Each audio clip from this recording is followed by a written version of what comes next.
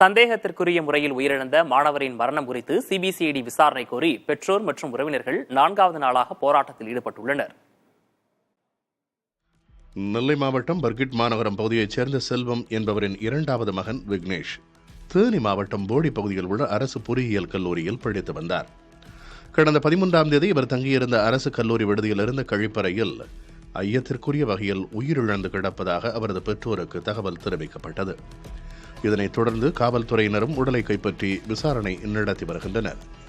மாணவன் விக்னேஷ் மரணத்தில் மர்மம் இருப்பதாக பெற்றோர் குற்றம் சாட்டி வந்த நிலையில் உடலை வாங்க மறுத்து தொடர்ந்து போராட்டத்தில் ஈடுபட்டனர்.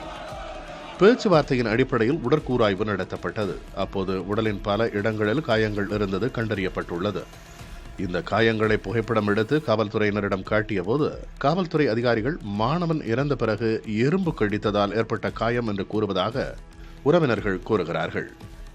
இந்த சூழலில் வழக்கை சிபிசிஐடிக்கு மாற்ற வேண்டும், கல்லூரி நிர்வாகத்தை குற்றவாளிகளாக சேர்க்க வேண்டும், இந்த வழக்கை விசாரித்த டிஎஸ்பியை மாற்ற வேண்டும் எனவும் தெரிவித்து மாணவனின் சொந்த ஊரில் கருப்பு கொடி கட்டி பெற்றோர் உட்பட 100க்கும் மேற்பட்டோர் உள்ளிருப்பு போராட்டத்தில் ஈடுபட்டு வருகின்றனர்.